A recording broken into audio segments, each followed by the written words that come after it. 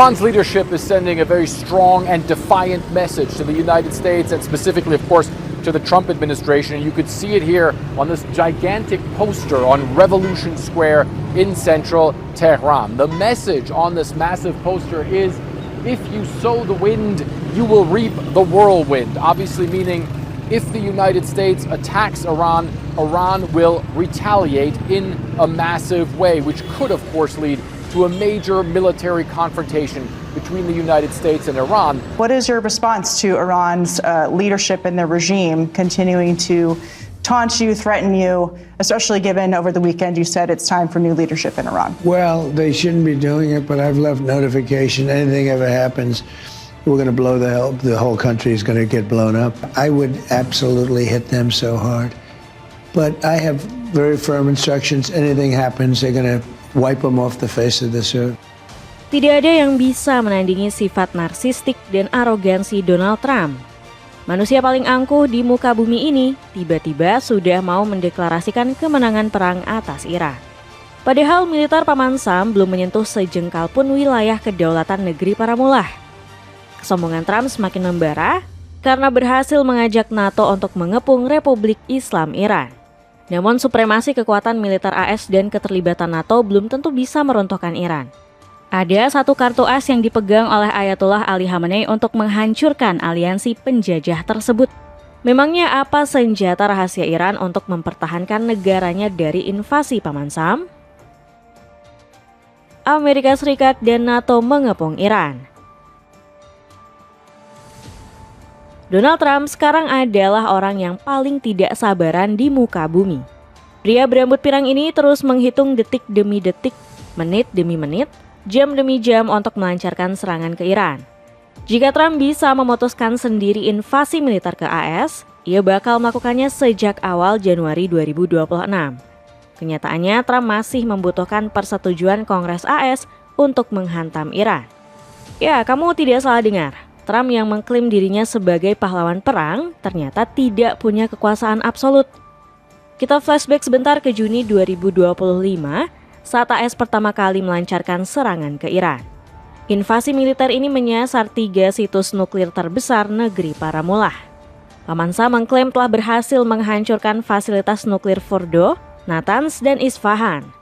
Namun klaim ini segera terbantah oleh statement pemerintah Iran. Di sini AS bukan hanya gagal menghancurkan nuklir Iran dan menipu dunia. Trump juga gagal lolos dari tekanan Kongres AS hingga nyaris dimakzulkan alias diberhentikan sebagai presiden secara konstitusional. Beberapa senator dan anggota DPR menuduh Trump telah menodai konstitusi karena melancarkan serangan militer tanpa persetujuan legislatif. Sebagai informasi, berdasarkan National Constitutional Center atau Organisasi Hukum Nasional AS, disebutkan hanya Kongres yang memiliki wewenang untuk menyatakan perang.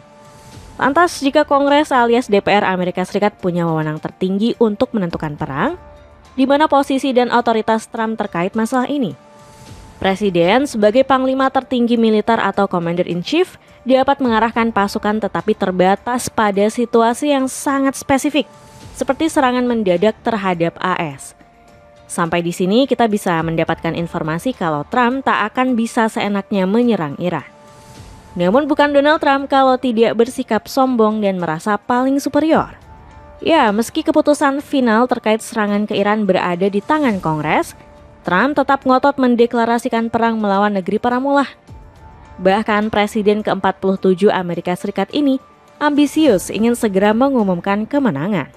Trump juga mengklaim waktu Iran semakin tipis untuk menghentikan kemarahan AS. Jika Teheran gagal menuruti perintah Paman Sam, Trump berjanji akan segera meruntuhkan Republik Islam Iran seperti yang dilakukannya di Venezuela. Seperti halnya dengan Venezuela, armada ini siap, bersedia dan mampu dengan cepat melaksanakan misinya, dengan kecepatan dan kekerasan jika diperlukan. Tulis Trump dalam unggahannya di Truth Social. Sifat narsistik Trump sepertinya sudah terlalu parah. Bagaimana bisa Trump ingin mengklaim kemenangan atas Iran padahal perang belum dimulai? Apakah Trump adalah anak indigo yang bisa memprediksi masa depan? Atau jangan-jangan Trump sudah membuat perjanjian dengan setan supaya Amerika Serikat tidak bisa dikalahkan Iran dalam perang? Jawaban dari semua dugaan itu hanyalah Trump yang tahu. Namun jika dinalar menggunakan logika, kesombongan Trump bahwa AS pasti akan menang melawan Iran bisa jadi memang valid. Jika mengukur kekuatan militer, level Paman Sam berada di atas Iran.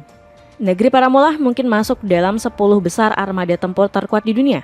Namun jika dibandingkan dengan power dan kekayaan alutsista AS, kekuatan Iran masih tertinggal jauh.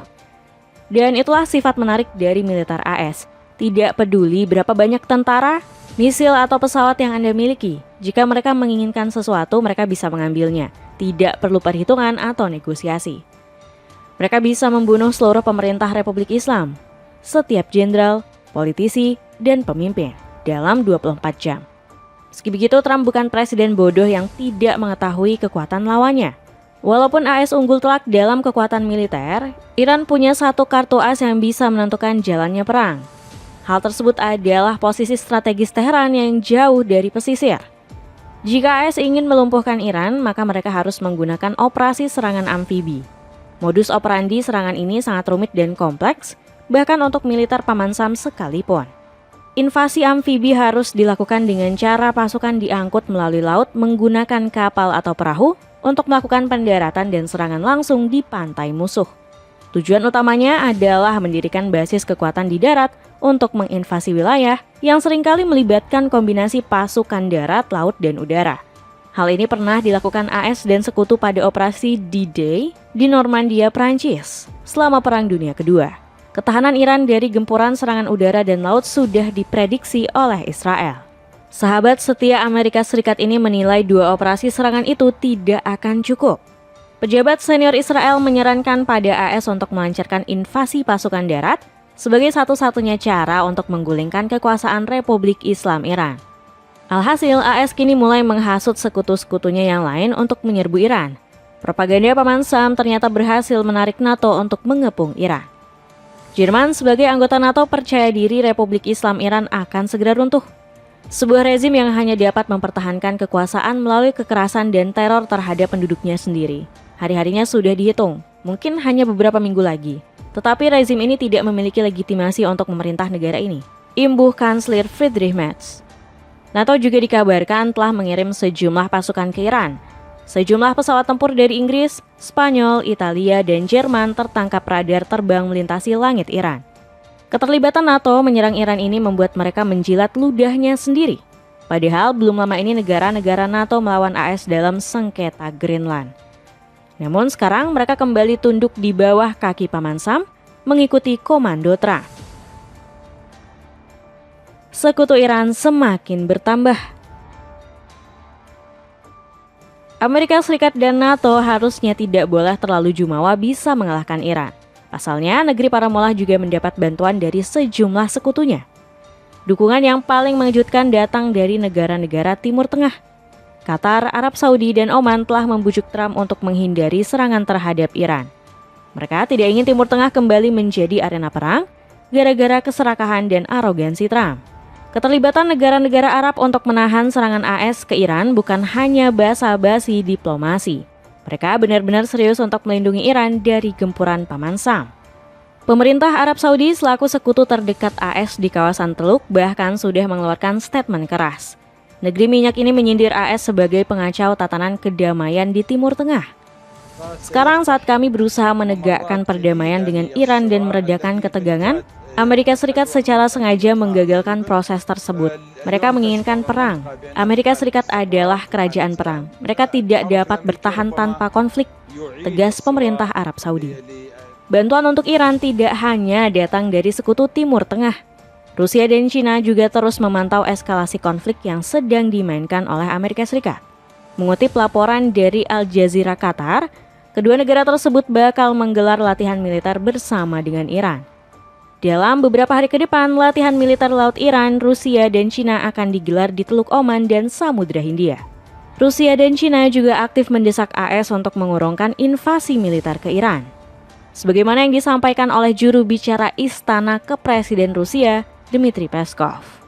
Kami terus menyerukan kepada semua pihak untuk menahan diri dan menolak penggunaan kekerasan apapun untuk menyelesaikan masalah.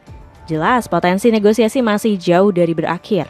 Kita harus fokus terutama pada mekanisme negosiasi, kata Peskov. Bantuan diplomasi terhadap Iran juga dilakukan oleh pemerintah Turki.